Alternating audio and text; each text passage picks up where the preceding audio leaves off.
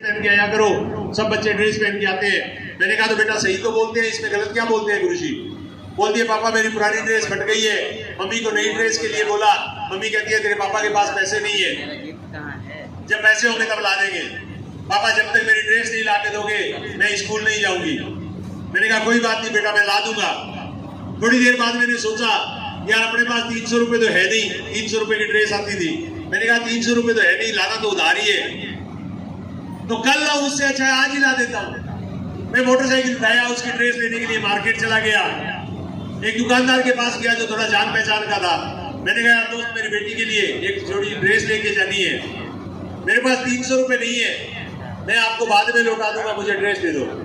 वो कहता है अगर मुझे 300 वाली ड्रेस 250 में दे सकता हूँ, लेकिन उधार में नहीं दे सकता, पैसा नगद देना होगा, क्योंकि उसको पता था कि मेरी आर्थिक स्थिति खराब है। मैंने कहा यार मेरे पास तो 20 रुपए है और वो भी मोटरसाइकिल में पेट्रोल डलवाना है। एक और दोस्त के पास गया, उसको बोला 300 रुपए दे दे यार, बेटी की ड्रेस लेके जानी है। वो कहता है आत्माराम जी 35,000 रुपए आपको कर्जा दे रखा है, मूल लौटाना तो दूर की बात, आप ब्याज भी नहीं लौटा रहे हो, कभी कुछ मांगते हो कभी कुछ मांगते हो, माफ करो मुझे, मैं आपकी कोई मदद नहीं करूंगा। तीसरे दोस्त के पास गया, उसने भी कुछ ऐसा ही जवाब दिया। चौथे के पास जाने की हिम्मत नहीं हुई, मन ही मन सोचता हुआ आ रहा था हमारे बच्चे हमें भगवान मानते हैं, वो ये मानते हैं कि हमारे मम्मी पापा हमारे लिए चांद और सितारे तोड़ के ला सकते हैं, लेकिन मैं एक ऐसा बदनसीब बाप हूँ जो अपनी बेटी के लिए एक जोड़ी कपड़ा नहीं ले जा सकता हूँ। इच्छा नहीं हो रही थी दोस्त घर आने की। दोपहर का वक्त था, शाम तक इंतजार करता रहा, सोचा रात को देर से घर जाऊंगा, बच्ची सो जाएगी तब जाऊंगा, सुबह की सुबह देखेगा। जैसे ही घर में घुसा बच्ची दौड़ती हुई सामने आती है, आके बोलती है पापा मेरी ड्रेस कहाँ है। उस दिन मुंह से संदनी आंखों से आंसू निकल गए थे दोस्त। मैं चुपचाप रोता हुआ अंदर चला गया। बच्ची भागती हुई पीछे जाती है, जाके देखती है पता नहीं क्या हो गया, पापा रो क्यों रही है, रो क्यों रहे हैं। वो भाग के अपनी मम्मी के पास जाती है, जाके बोलती है मम्मा कोई बात नहीं, अगर पापा के पास पैसे नहीं है मैं पुरानी ड्रेस पहन के स्कूल चली जाऊंगी, लेकिन पापा को कपड़ों के लिए नहीं दूंगी। उस दिन बहुत दुख हुआ था। कई बार हम एक टैग लगा के रखते हैं संतोषी सदा सुखी, लेकिन हमारे उस संतोष की कीमत हमारे पीरेजे चुकाते हैं, हमारे बूढ़े माँ बाप, हमारी पत्नी, हमारे बच्चे। मैं भी कहीं ना कहीं सोया हुआ था कि चलो हो जाएगा हो जाएगा हो जाएगा। उस दिन हकीकत से रूबरू हुआ, पूरी रात भर सो नहीं पाया, पूरी रात भर रोया। 3 ऑप्शन थे उस दिन मेरे सामने। पहला ऑप्शन था मैं खेती करूं, खेती मेरा पुश्तैनी व्यवसाय है, मैं खेती करूं। तो मैंने देखा कि मेरी 7 पुश्तों ने खेती की है,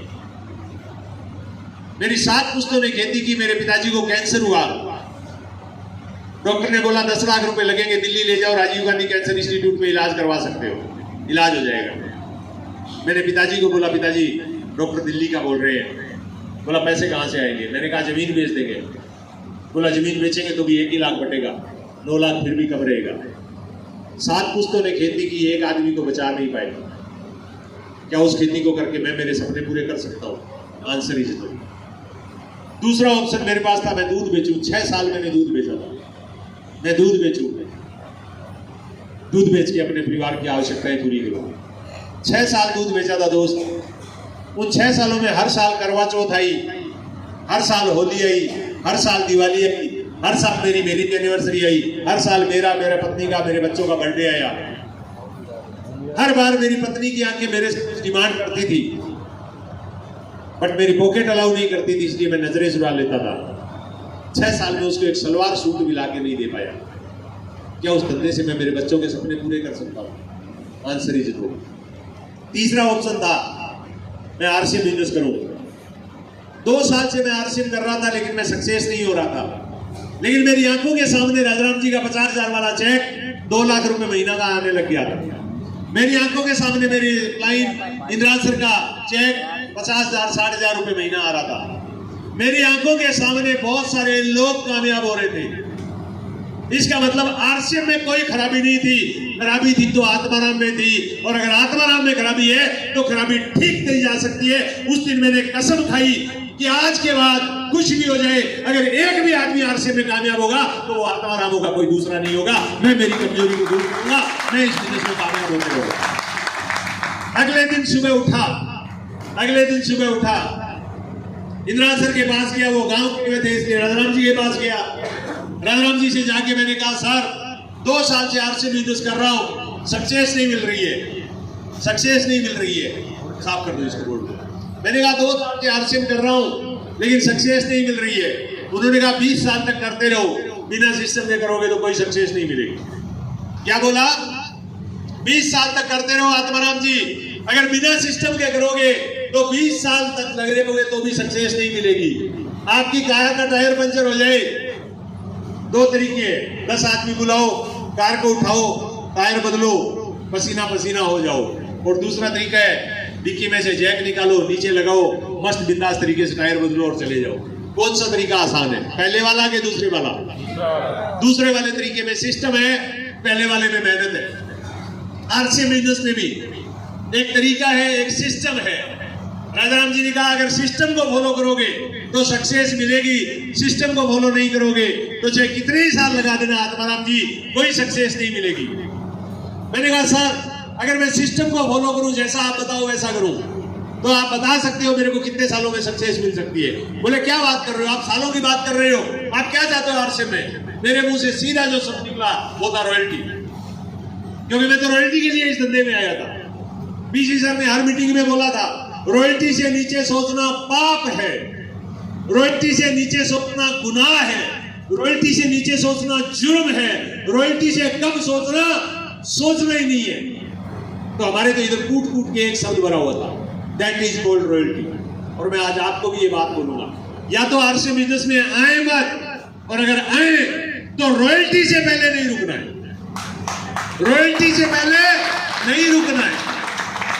ना दिन देखना है, रात देखनी है, ना गर्मी देखनी है, ना सर्दी देखनी है, ना भूख देखनी है, ना प्यास देखनी है। अगर देखना है तो सिर्फ एक चीज देखनी है आरसी बिजनेस में, वो है रॉयल्टी का लेवल, रॉयल्टी का लेवल। क्योंकि रॉयल्टी का लेवल आने के बाद जिंदगी रॉयल हो जाती है, जिंदगी जीवन जीने लायक हो जाती है। रॉयल्टी आने के बाद आपकी जिंदगी के अंदर जो पैसा बरसता है, आपकी जिंदगी में जो सक्सेस आती है, वो सक्सेस देखने लायक होती है। तो अगर सपना ही बनाना है तो कम से कम रॉयल्टी का तो जरूर बनाइए दोस्तों। बना सकते हैं? मैं आज इसलिए आपके सामने बोल पा रहा हूं, मैं आज इसलिए कामयाब हूं क्योंकि मेरा गोल पहले दिन से रॉयल्टी था, मेरा सपना पहले दिन से रॉयल्टी था, मेरी चाहत पहले दिन से रॉयल्टी थी, मेरी इच्छा पहले दिन से रॉयल्टी थी, मेरी डिजायर पहले दिन से रॉयल्टी थी। इसलिए 2 साल तक बिना इनकम में भी मैं आरसी बिजनेस करता रहा, क्योंकि मुझे पता था जिस दिन मैं रॉयल्टी आऊंगा मेरी 2 साल की असफलता पीछे रह जाएगी और मेरी कामयाबी आगे बढ़ जाएगी। इसलिए असफलता से नहीं डरना है, रॉयल्टी का गोल बना के आरसीएम करना है। मैंने आरसी बिजनेस के लिए 2 साल लगाए। 2 साल बाद अपलाइन के साथ बैठा, अपलाइन ने कहा सिस्टम, मैंने कहा सर सिस्टम को फॉलो करूं कितने टाइम में रॉयल्टी आएगी? बोले 6 महीने में रॉयल्टी आ जाएगी। मैंने कहा सर क्या बात कर रहे हो? बोले हाँ, सिर्फ 6 महीने में रॉयल्टी आ सकती है। और आज मैं आप सबको ये बात कह के जाता हूं, ये बात सत्य है राजाराम जी की, कि आरसी बिजनेस में रॉयल्टी सिर्फ 6 ही महीने लगते आ जाती है। रॉयल्टी आना सिर्फ 6 महीने का काम है, लेकिन वो 6 महीने किसके कमाते हैं, इसमें कई बार लोगों की पूरी जिंदगी निकल जाती है। उस दिन सर ने मेरे को 3 काम बताए थे, पिछले 20 साल से लगातार वो 3 काम कर रहा हूं, लोगों को बता रहा हूं। और उन 3 कामों की वजह से आप जानकर ये हैरान हो गए, मैं 5वें महीने इस बिजनेस में रॉयल्टी में था, मेरा चेक 26,000 रुपए का। अगले महीने 36,000, फिर 40,000, फिर 50,000, फिर 60,000, 70,000, 1 लाख, 1.5 लाख, 2 लाख, 2.5 लाख, 3 लाख, 4 लाख, इस तरह मेरी इस बिजनेस में इनकम आई है। मैंने जोड़ना ही छोड़ दिया कि कितने करोड़ आ गए, क्योंकि अभी 3 साल में 1 करोड़ बनता है, थोड़े दिन बाद ये 2 साल में 1 करोड़ बनेगा, फिर ये 1 साल में 1 करोड़ बनेगा, फिर ये 6 महीने में 1 करोड़ बनेगा, फिर ये 3 महीने का 1 करोड़ बनेगा, और फिर महीने का 1 करोड़ बनेगा, और तब भी सफर चालू रहेगा, सफर रुकेगा नहीं। तो क्या जोड़े साहब, जोड़ना ही छोड़ दिया।